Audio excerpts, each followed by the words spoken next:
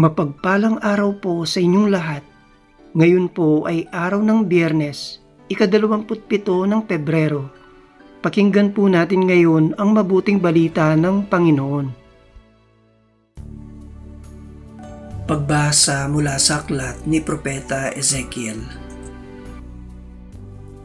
Sinasabi ng Panginoon, kung ang isang taong masama ay tumalikod sa kanyang kasamaan, sumunod sa aking mga tuntunin at gumawa ng mabuti, siya ay mabubuhay. Kakalimutan na ang lahat ng nagawa niyang kasalanan at mabubuhay siya dahil sa kabutihang ginawa niya sa bandang huli. Hindi ko ikinasisiya ang kamatayan ng masama, sabi pa ng Panginoon, ang ibig ko nga siya'y magsisi at magbagong buhay. Ngunit kung ang isang taong matuwid ay magpakasama at gumawa ng mga kasuklam-suklam na gawain, hindi siya mabubuhay. Mamamatay siya dahil sa kanyang pagtataksil at sa kasalanang nagawa. Mawawala ng kabuluhan ang lahat ng kabutihang ginawa niya noong una. Marahil ay sasabihin ninyong hindi tama itong ginagawa ko. Makinig kayo, mga Israelita.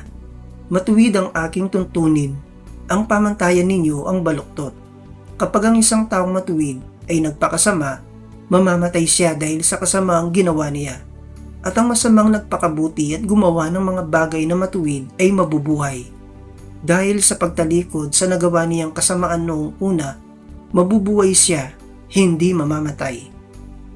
Ang Salita ng Diyos. Salamat sa Diyos. Salmong tugunan. Hiling nami yung limutin, tanang kasalanan namin. Sa gitna ng paghihirap, tinawag ko'y Panginoon, Panginoon, ako'y dinggin pagka ako'y tumataghoy. Dinggin mo ang pagtawag ko't paghingi ng iyong tulong.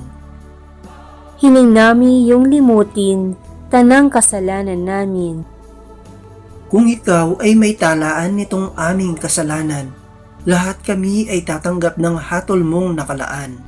Ngunit iyong pinatawad, kasalanan ay nilimot.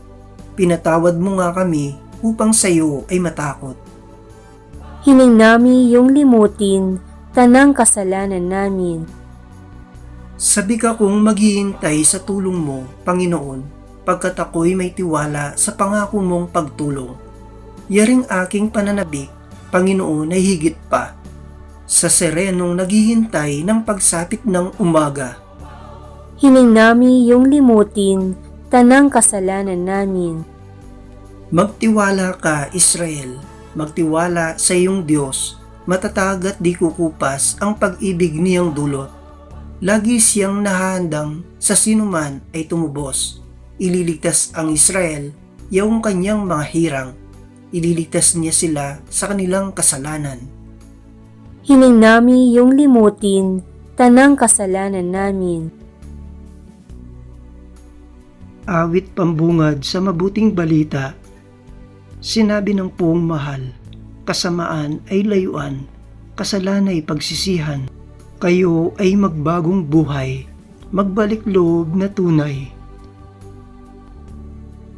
Ang mabuting balita ng Panginoon ayon kay San Mateo. Noong panahong iyon, sinabi ni Jesus sa kanyang mga alagad, sinasabi ko sa inyo, kung ang pagsunod ninyo sa kalooban ng Diyos ay tulad lamang ng pagsunod ng mga eskriba at mga pariseyo, hindi kayo makapapasok sa kaharian ng Diyos. Narinig ninyo na noong unay iniutos sa mga tao, huwag kang papatay, ang sinumang makamatay ay mananagot sa hukuman.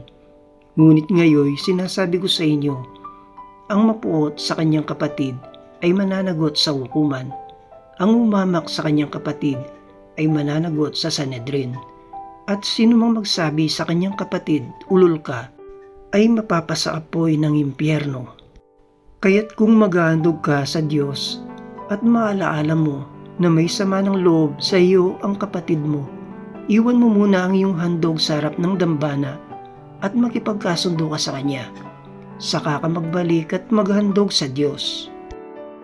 Kung may magsakdal laban sa iyo sa hukuman, makipag-ayos ka sa kanya habang may panahon. bago kanya iharap sa hukom. At kung hindi, ibibigay kanya sa hukom na magbibigay naman sa iyo ng tanod at ikaw ay mabibilanggo. Sinasabi ko sa iyo, hindi ka makalalabas doon hanggat hindi mo nababayaran ang kahuli-hulihang kusing. Ang mabuting balita ng Panginoon. Pinupuri ka namin, Panginoong Hesukristo.